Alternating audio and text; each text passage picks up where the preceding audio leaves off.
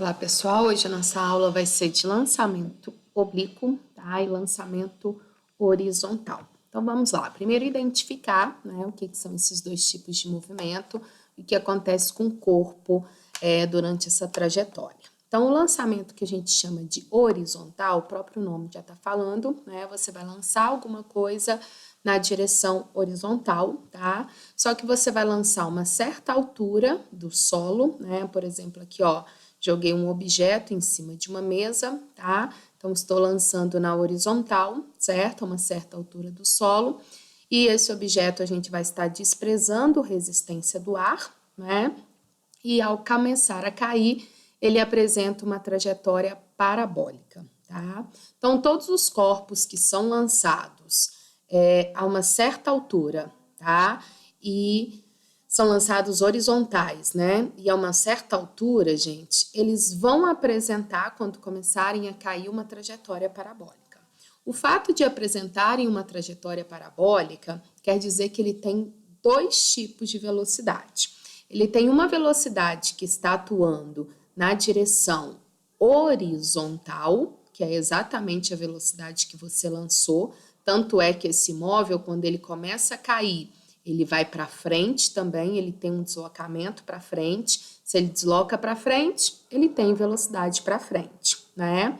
Como ele também tem um deslocamento para baixo, então ele tem velocidade para baixo. Então, essa trajetória parabólica mostra para vocês que o corpo está tendo dois deslocamentos ao mesmo tempo.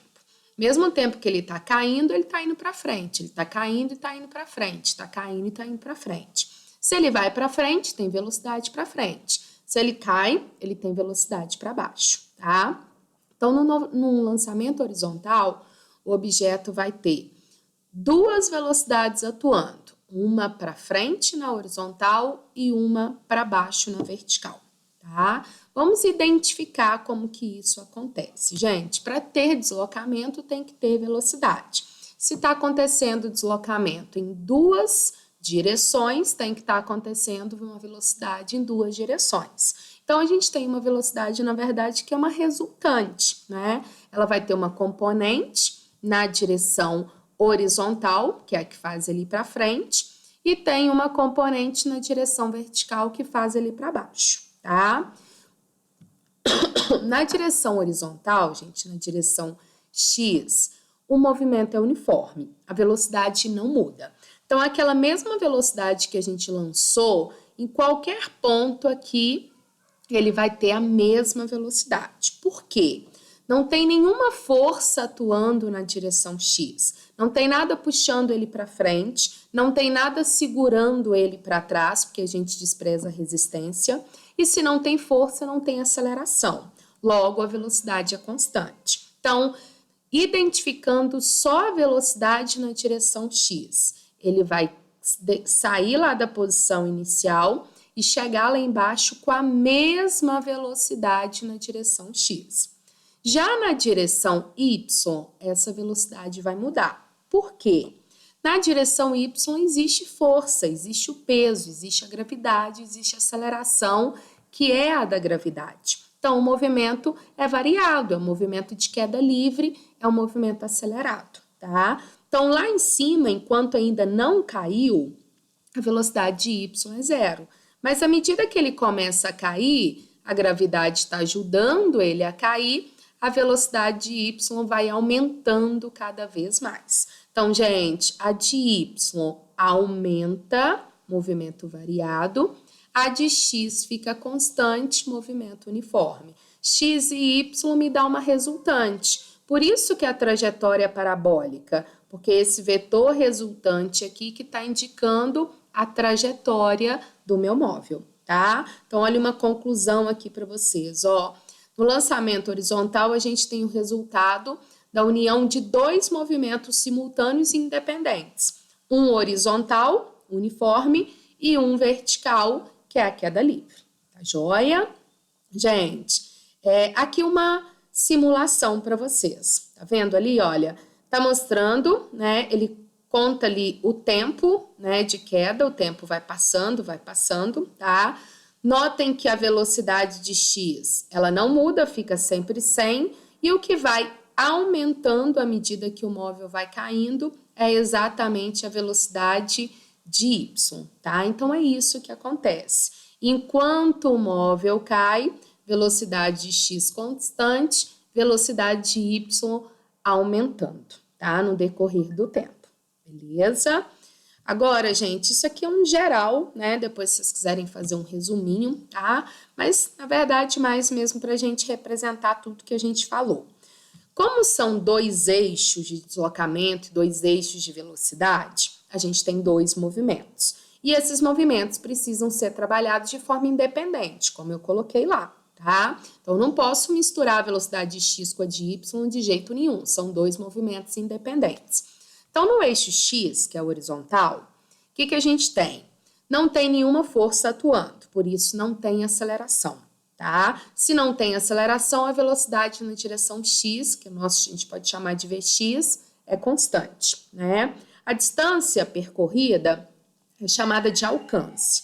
Então, nesses movimentos lançamento oblíquo, horizontal, vocês vão ouvir muito exercícios falando alcance. O alcance é o deslocamento que ele teve na direção x, é o que ele deslocou em relação ao solo e não à altura, tá?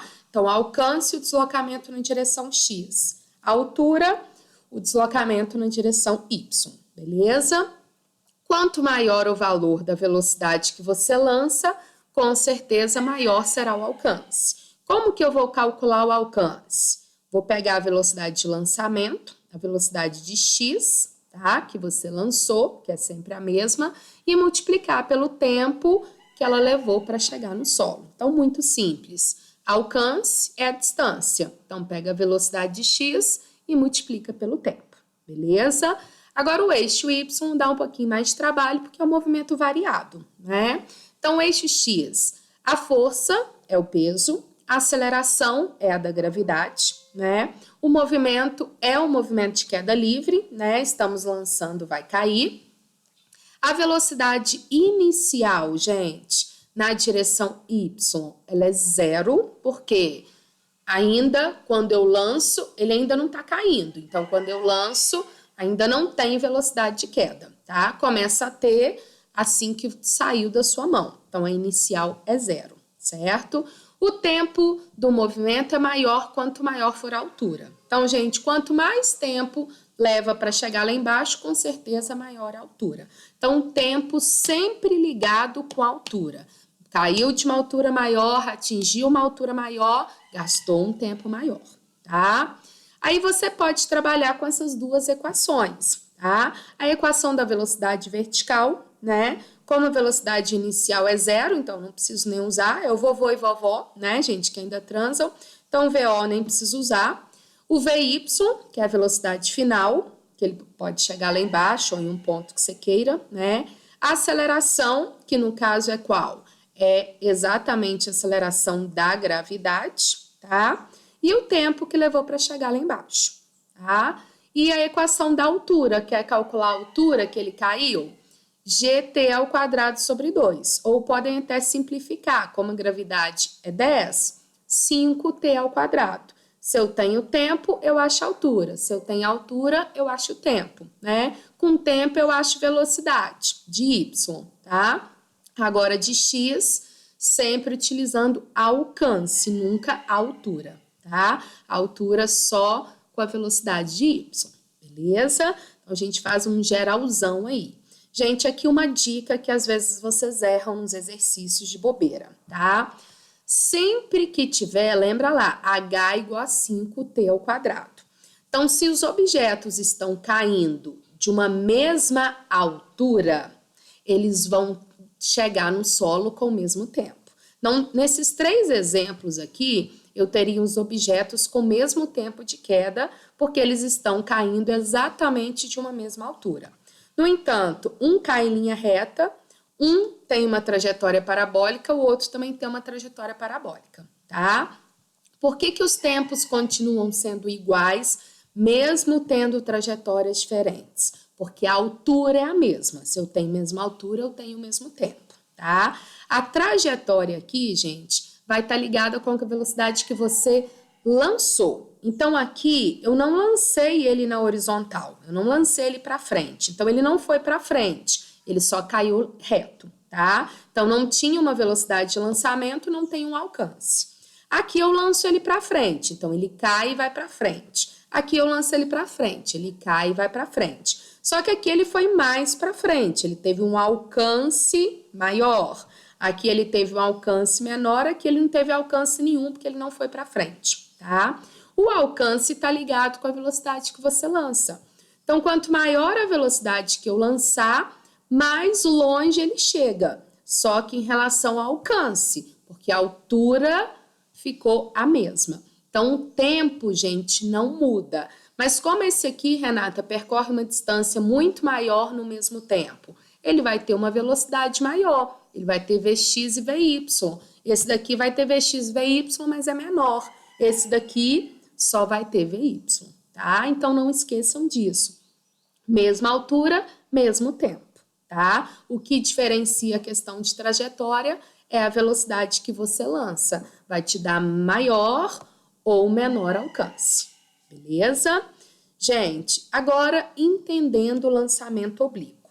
Se a gente entende o lançamento horizontal, a gente entende o oblíquo, tá? A diferença é que o oblíquo é um movimento completo, né?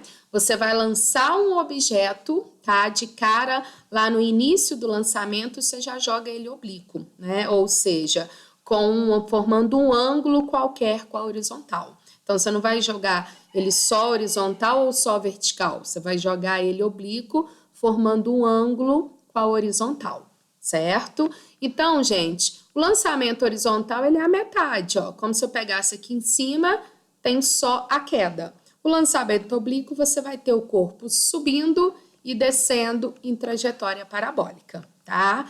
Como a gente já viu, se eu tenho uma trajetória parabólica, eu tenho velocidade na direção Y e na direção X.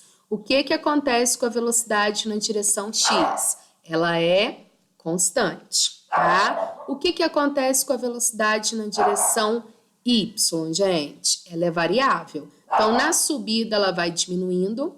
Quando atinge a altura máxima, a velocidade de y é zero, né? Porque ele não sobe mais. E depois ela aumenta novamente, tá? Então, olha aqui o que a gente teria como representação. Olha os vetores te mostrando bonitinho. Olha o que está acontecendo com cada uma. Então, olha lá. Velocidade de x em todo momento, constante, beleza? Agora, vamos olhar direitinho a de y. Diminui, diminui, diminui, chega lá em cima, ela é zero. Depois ela aumenta, aumenta, aumenta, até chegar no solo novamente, tá? Então, a de y aumentando e diminuindo e a de x sempre constante, tá? Então, a diferença aqui, gente, que agora você tem um movimento... Agora, a diferença é para o y, né? Você vai ter tanto o movimento de subida como do movimento de descida. Então, um movimento retardado na subida e um acelerado na descida, né? Mas as velocidades estão variando. Então, aqui uma representação dos vetores. O que vai dificultar para a gente aqui? Você sempre vai ter uma velocidade de lançamento que ela é oblíqua. Então, de cara, a primeira coisa que eu preciso analisar, qual que é a velocidade na direção x, qual que é a velocidade na direção y. Então, a gente precisa trabalhar com decomposição de vetores. Então, a velocidade inicial de y é o VO vezes o cosseno, né? E a velocidade inicial de y aqui é o VO vezes o seno. Então, y, VO seno. Vx, VO cosseno, tá? Então, primeira coisa é fazer a decomposição. VO de x, V cosseno e VO de y, V seno, né? Então, olha o que vai mostrando para vocês. À medida que ele vai subindo, a velocidade de y vai diminuindo até chegar em zero. Então, quando chega na altura máxima, não tem velocidade de y, mas tem de x. Ele para de subir, mas ele não deixa de ir para frente, tá? E a de x fica sempre o mesmo valor em todos os pontos. Depois a de y começa a aumentar novamente. Lembrando que se ela saiu daqui com o valor, ela volta aqui com o mesmo valor, já que ela subiu e desceu a mesma altura, tá bom? Então, aqui, o que vocês vão ficar atentos? Como que eu posso trabalhar nesse exercício? Eu vou fazer umas simplificações para ajudar aí para vocês, tá? No caso, galera, olha lá, pensando no tempo de subida, tá? O tempo de subida está relacionado com o eixo Y. Então, tudo que eu falar sobre subida é o eixo Y. Então, vou trabalhar com a velocidade de Y, vou trabalhar com a altura, tá?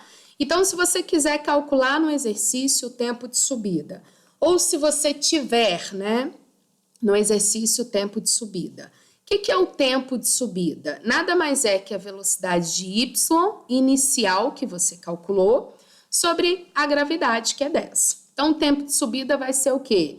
V seno, que é a velocidade de y inicial, sobre a gravidade. Então, fazendo a velocidade de y sobre a gravidade, eu acho o tempo que leva para chegar lá em cima. Já que a final é 0, só mexo com a inicial, tá bom? Então, bem tranquilo. Quer achar a altura máxima? Ó, mesma fórmula, gt ao quadrado sobre 2. Pode usar de cara já, sendo a gravidade 10, né? 5t ao quadrado. Quem que é esse t? É o tempo de subida. Calculou o tempo de subida, consegue achar a altura com 5t ao quadrado, tá? Se tiver altura, também consegue achar o tempo de subida, consegue achar a velocidade, tá bom? E quem quiser também pode usar o Torricelli, né? Então, você vai ter que lá em cima a velocidade de y é 0, a velocidade inicial de y, né, que você calculou, né? A gravidade é 10 e você consegue calcular a altura. Então, fica a critério, ou vai aqui ou vai aqui, tá?